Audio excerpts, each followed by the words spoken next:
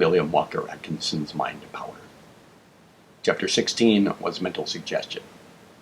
This is chapter 17, 4 kinds of suggestion. Mental suggestion produces its effect upon the minds of people along one or more of 4 general lines or paths of action. All the phenomena coming under this head may be placed in one or more of the 4 classes. These 4 paths, or lines of action, along which mental suggestion operates, are as follows. 1. Obedience. 2. Imitation. 3. Association. 4. Repetition. I shall now proceed to consider these 4 paths, or lines of action, separately, in order, and in detail. Beginning with the first mentioned line of action, let us consider suggestion through obedience. Suggestion operating along this line consists of the induction of mental states, etc., by the agency of a positive statement, assertion, assumption, authoritative attitude, etc., which so impresses itself upon the mind of the person suggested it to, that he sets up no opposition or resistance, but acquiesces quietly to the suggestion made to him. The most common form of this first method of suggestion is seen in the very general acquiescence to real or pretended authority on the part of the majority of people. When such people hear a statement made positively and in a tone of conviction by some person in authority, they accept the statement and the feelings arising from the accepted statement without resistance, and without any attempt to submit the matter to the exercise of their reason. And this is true not only when the person speaking has really a right to speak authoritatively, by virtue of his knowledge, experience, wisdom, etc., but also when some pretender sets up an appearance of authority, and speaking in a positive style, assuming the "thus saith the Lord" manner, impresses his hearers with the idea he wishes to suggest to them. And then the good folk meekly acquiesce without question, and allow their feelings to be aroused accordingly, for the feelings are generally followed by actions in accordance therewith. It is astonishing, from one point of view, to see how obedient to this form of suggestion the masses of people really are. They will allow their mental states, feelings, and emotion to be induced by the impudent statements and claims of cunning, shrewd, and designing men, as well as by ignorant, self-deluded fanatics who thus influence and sway them. These self-constituted authorities utter their oracular statements and opinions in a tone of absolute certainty, and the crowd takes them at their own valuation.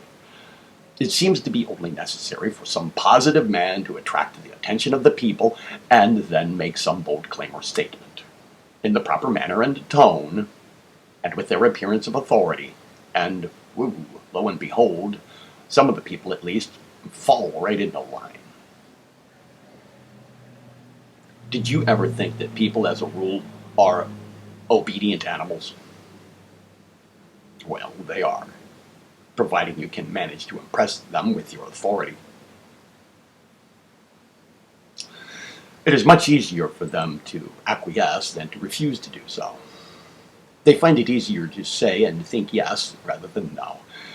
Their will is not often called into action by the reason and judgment, it being too often entirely under the control of the feeling and emotional side of them. There's a fundamental law under this phase of suggestive action, and in order to find it, we must go back to the beginning of the race, perhaps even further. In the earlier days among animals and men, there were natural leaders who ruled by force of might of body or mind. These natural leaders were implicitly obeyed by the masses, who had learned by experience that it was better for the tribe or herd as a whole to be governed by their strongest and sharpest-witted members. And so, gradually, this dominant idea of acquiescence and obedience to authority developed, and it became a fixture in the race mind. And it is firmly planted in the mind of the race today.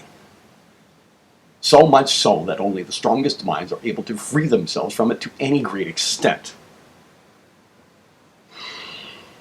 It is authority here and authority there, in law, letters, religion, politics, and every other field of human endeavor.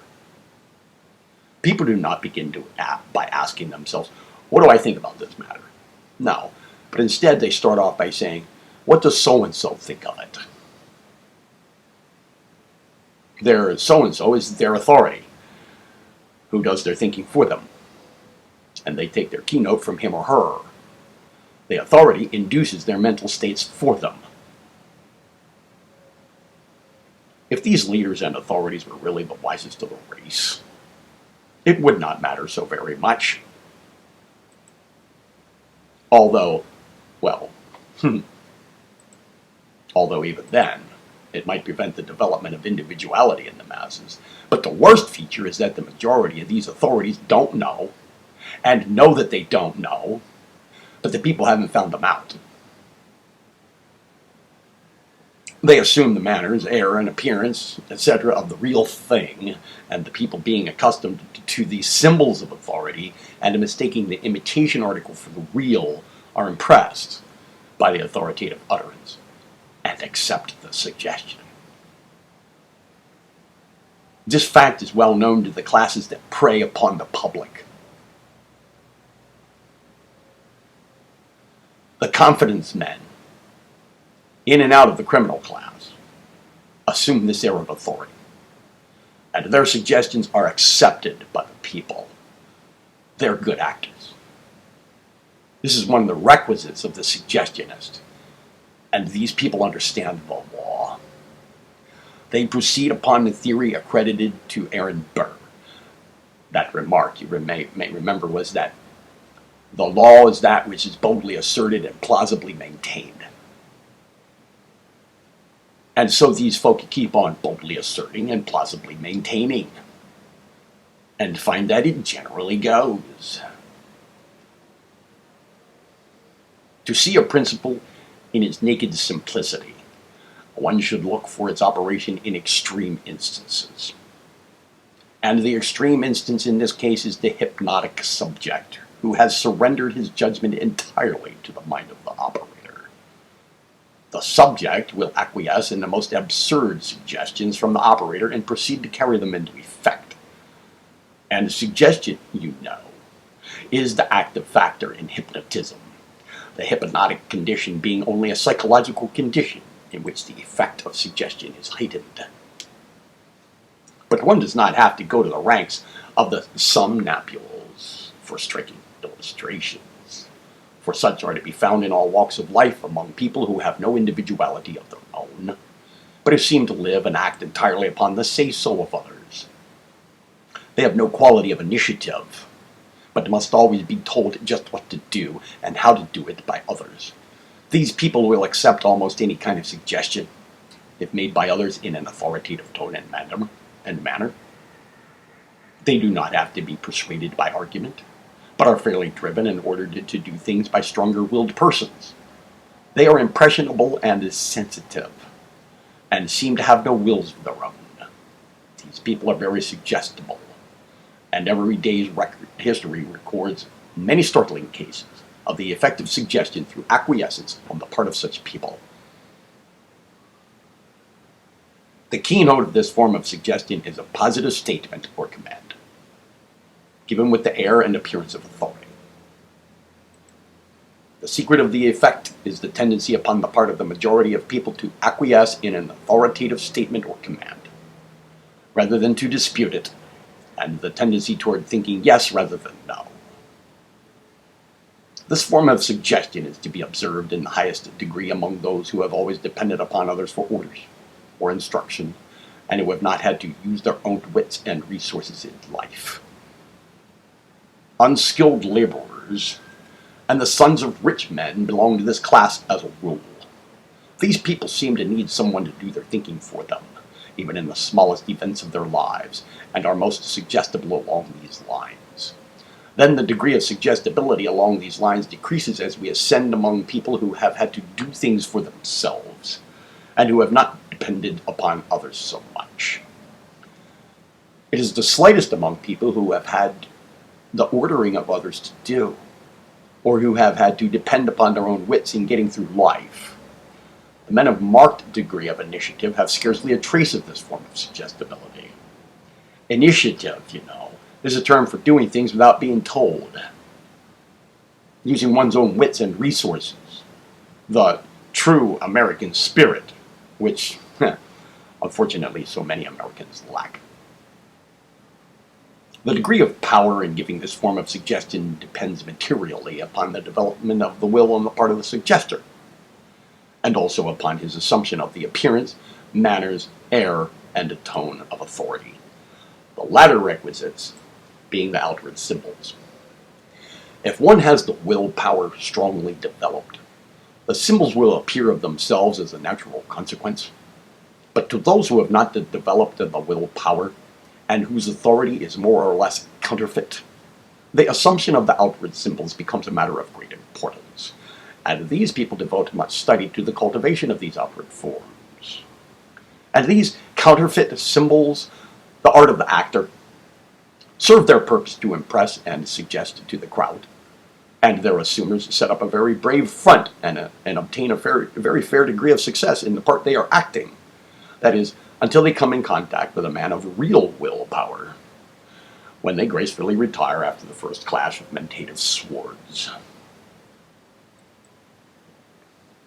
To those who are negative,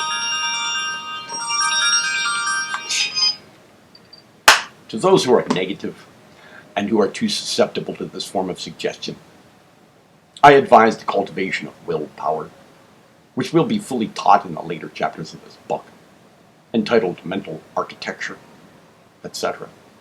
Nothing but the cultivation of the will render one positive and impervious to suggestive influences of this sort. Now, the second line of action of mental suggestion is that called suggestion through imitation. This form of mental suggestion is very common, perhaps the most common of all the forms. Man is essentially an imitative animal. He is always copying the actions, appearances, and ideas of others, thereby going to prove his descent from whatever ancestors of like manner, in whom this trait of character was largely developed. Personally, I believe that those traits of imitation may be traced back to the early days of the race, or before, when animals and men were in a wild state and exposed to constant danger of attack of enemies. Then a motion of fright on the part of one would be communicated to the others of the tribe, and gradually the trait of instinctive imitation was developed, the traces of which are still strongly with the race even to this day. Nonetheless, regardless, we may find instances of this trait all around us. When we watch a tightrope walker, our bodies instinctively sway in imitative motion. When we watch the faces of actors on the stage, our own faces work in sympathy, more or less. And so it goes on all around us, and in us, ever the tendency toward imitation. Children manifest a great degree of this trait, copy and acquire the mannerisms of those around it to a surprising degree of detail. This form of mental suggestion is very common. People are constantly taking up the suggestion of the mental states, feelings, and emotions of those around them, and reproducing them in their own acts. The majority of people are like human shape,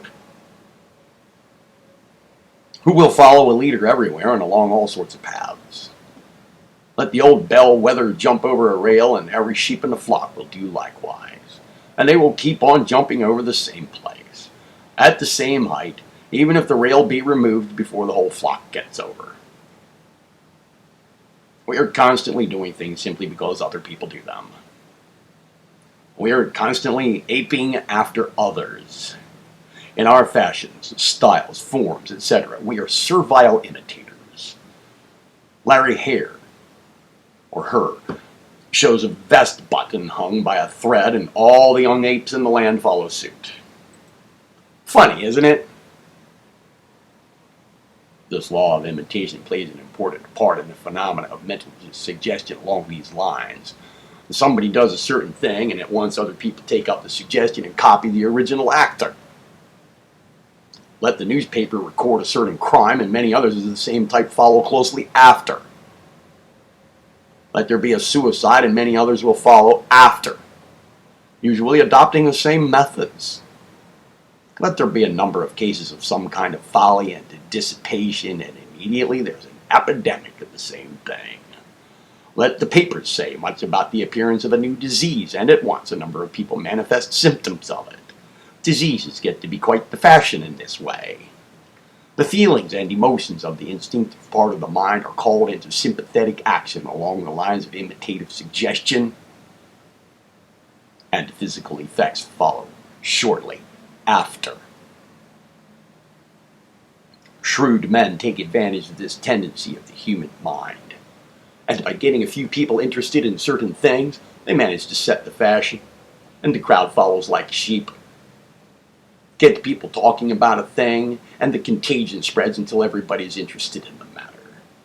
The majority of people are more or less susceptible to this form of suggestion, the degree depending upon their habit of thinking, judging, and acting for themselves.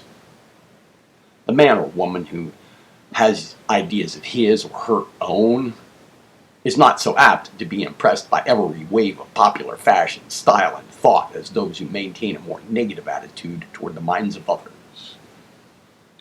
The method of curing an undue tendency toward imitative action is to start in to build up your individuality and to develop positivity along the lines mentioned in the concluding chapters of this book.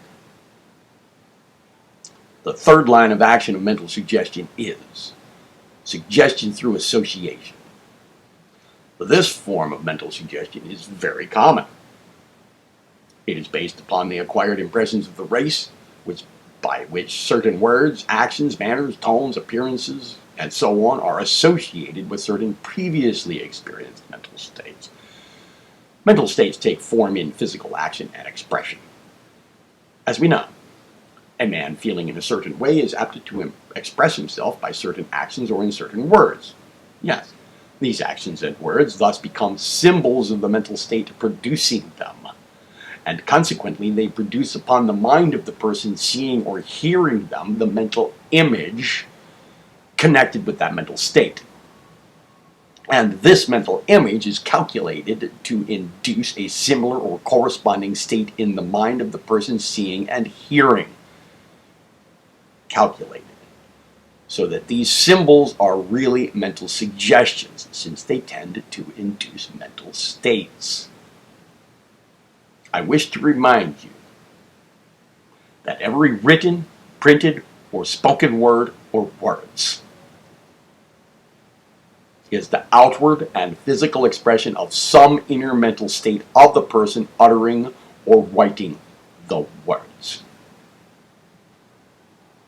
The words are the outward and visible signs of an inward feeling. Remember this always. Mere words in themselves have no suggestive value. The value depends upon the meaning impressed upon them by the mind of the person using them, accompanied by an understanding of their meaning by the person hearing or reading them.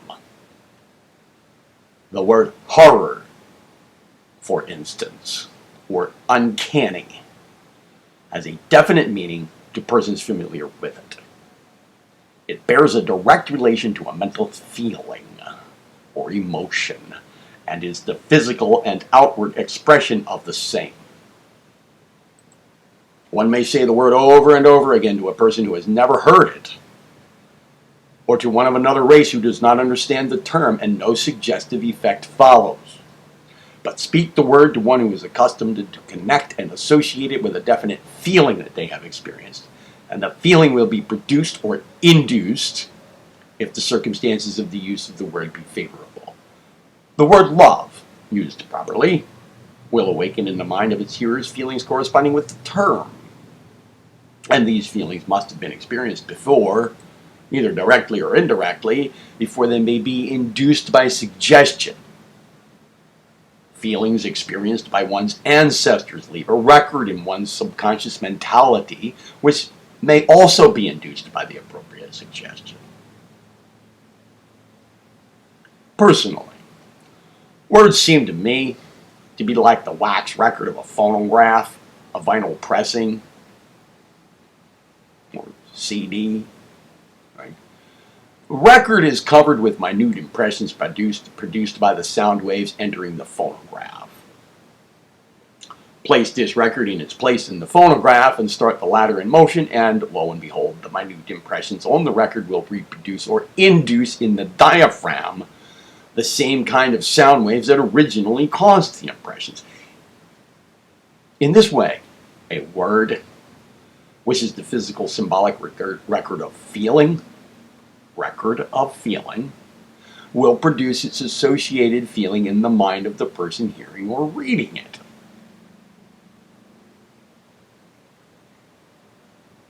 Let me repeat that. In this way, a word, which is the physical symbolic record of feeling, will produce its associated feeling in the mind of the person hearing or reading it. And as I've said, the feeling produced will depend largely upon the understanding of the meaning of the word held by the person receiving the impression.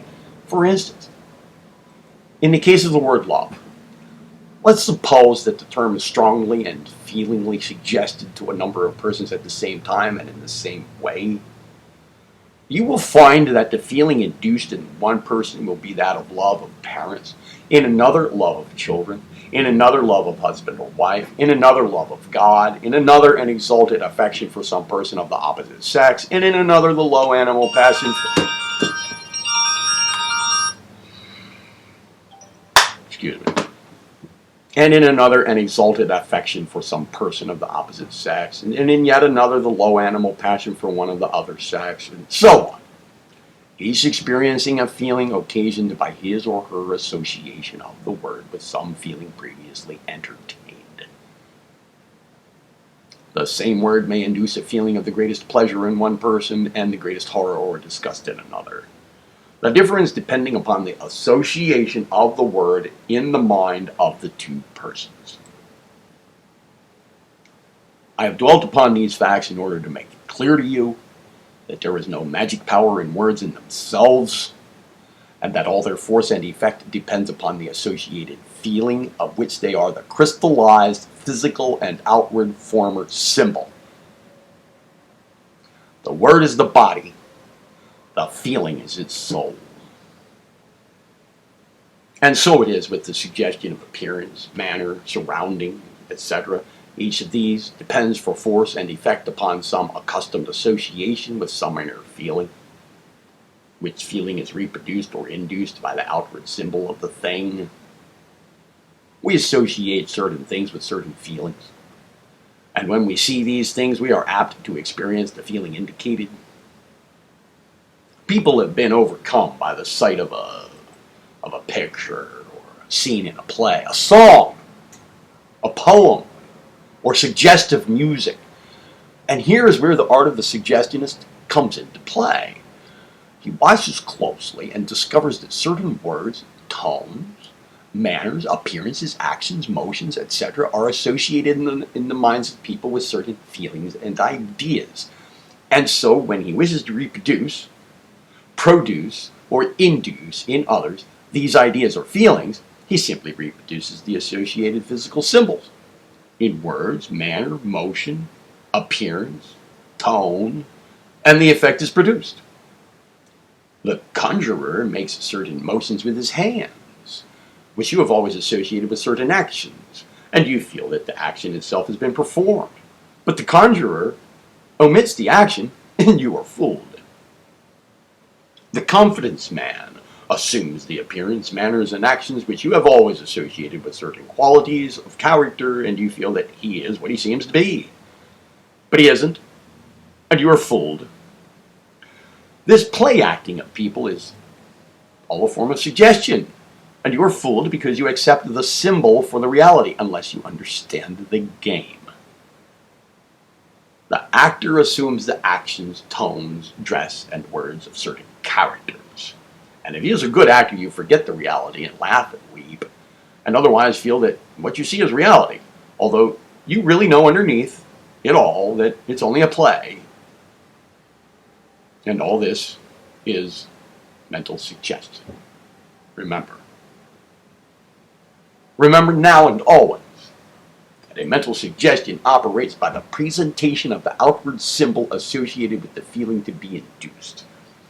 Put the right record in the phonograph and the corresponding sound is produced or induced. You see, this law underlies all the phenomena of mental suggestion. Understand the law of suggestion and you have the master key to the phenomena. Oratory and other forms of appeal to the feeling by spoken words give us a typical example of the operation of this form of mental suggestion. The orator, the lawyer, the preacher, each uses words calculated to induce mental states, feelings, and emotions in the minds of his hearers.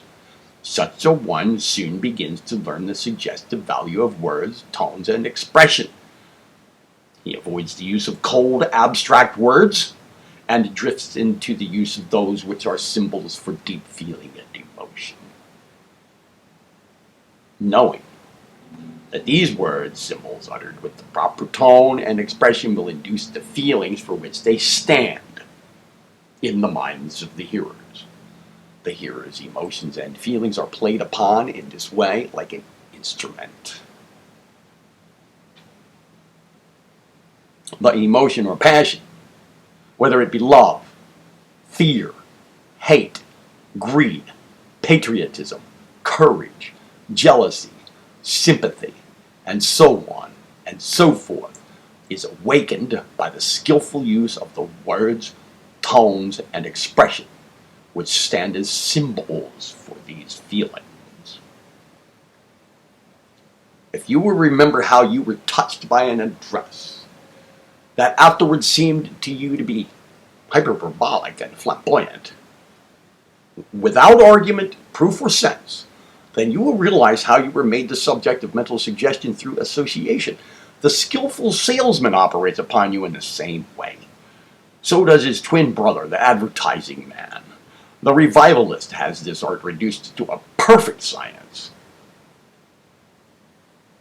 Words, words, words. Inciters to action. Inducers of feeling. Symbol of mental states. And reproducers of mental states. Despise them not. Sneer not at them. They have brought down low the mightiest of minds when properly used. Even when written, their potency is great. Countries have often been made captive by a clever phrase, which when analyzed meant nothing in reason, merely an awakener of feeling. Let me make the catchphrases of a country, and I care not who makes its law. A man best adapted to employ this form of suggestion is he who is more or less of an actor, that is, who possesses the faculty of throwing expression and feeling into words, actions, and manner. Good orators, pleaders, salesmen, and others have this faculty largely developed.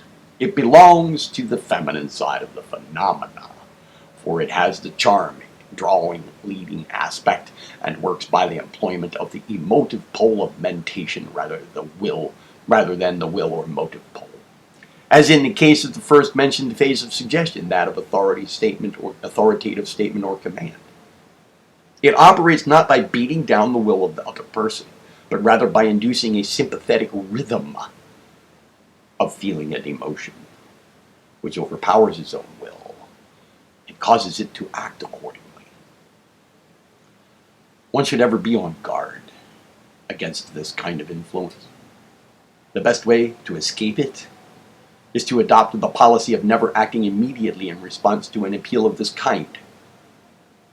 Rather, wait until the effect is worn off, and then submit the matter to the consideration of your reason and judgment. Of course, the cultivation of willpower will act as a shield or armor, protecting you from the subtle vibrations of this kind. For this form of suggestion is usually accompanied by strong mentative currents from the mind of the speaker. Fence yourself off from a too ready response to sympathetic appeals along the emotional lines. Let the head stand by the heart, ready to prevent its running away with you. Excuse me. Men should have the reason in the ascendant, not the emotional nature. When you feel yourself being carried off your feet by some emotional excitement, steady yourself and ask your mind this question: is this a mental suggestion? The question will tend to bring you to your state of equilibrium. When you know what a mental suggestion is, then you will learn to recognize them and to be on the lookout for them. This state of mind will act as a strong neutralizing agent for the most skillfully put suggestion. Have your torpedo nets out, no matter how secure you may imagine yourself to be. One caution more: be especially cautious and slow to accept a suggestion when you are worn out, tired, or in a passive, pleasurable state. That is, whenever your will is resting or else exhausted. On these occasions, when in doubt, say no. You will save yourself much regret by remembering this bit of advice. It is based on a proven psychological law. I have learned this law by a bitter personal experience, so remember it.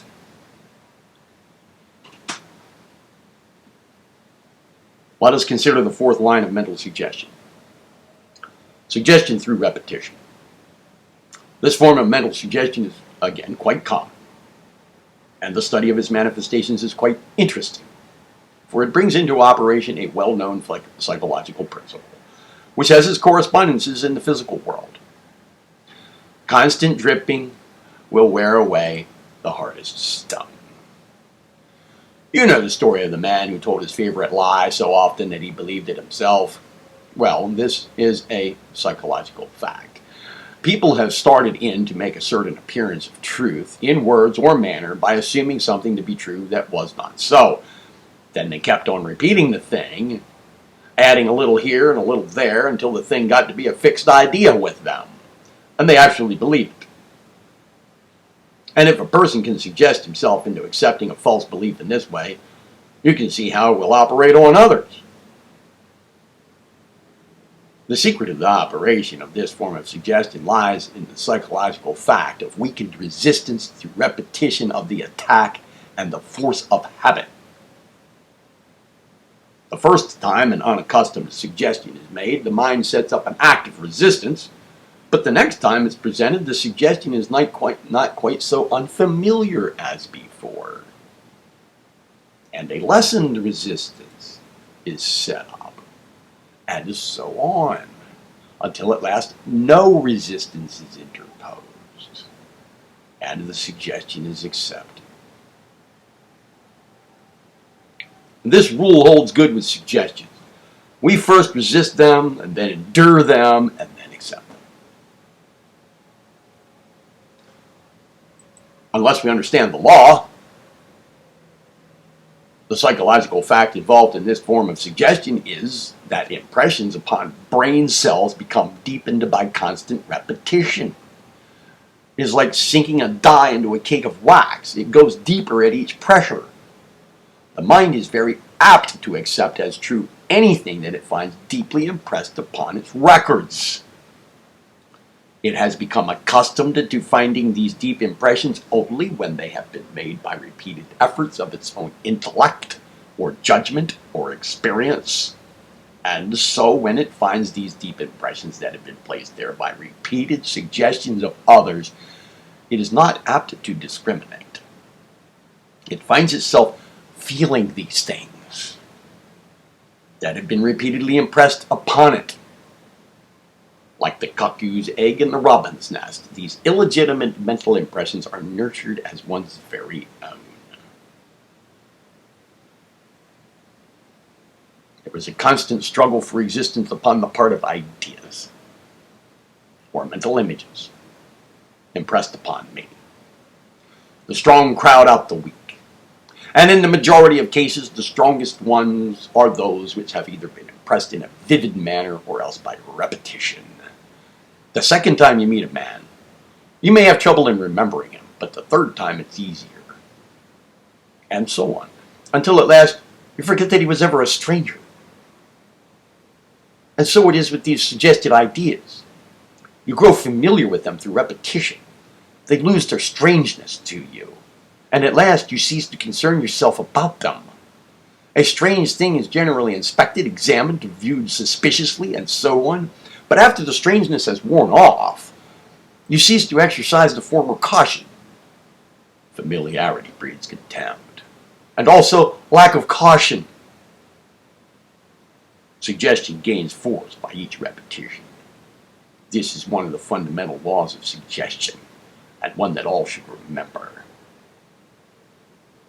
If you would take mental stock of yourself, you would find that you entertain a vast number of feelings, ideas, and opinions which you possess simply through this law of repeated suggestion.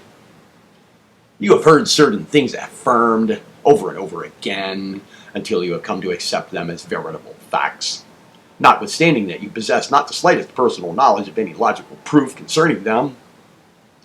Shrewd molders of public opinion, they employ this law, and constantly repeat a certain thing, in varying words and a style, until at last the public accepts it as a proven and unquestioned fact.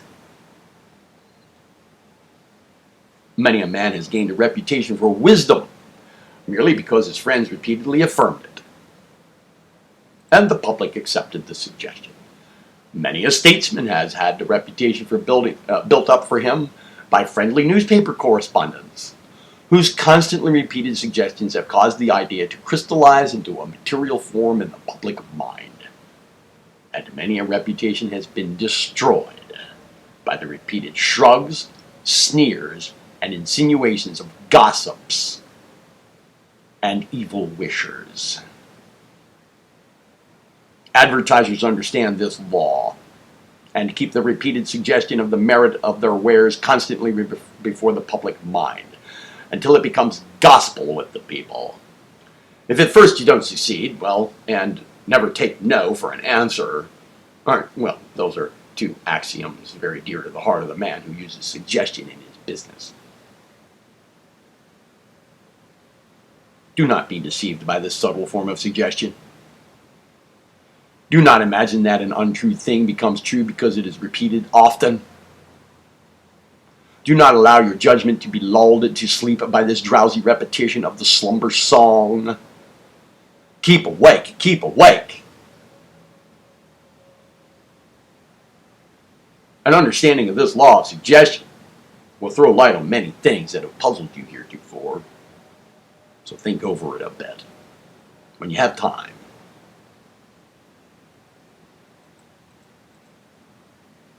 Chapter 18 will be how suggestion is used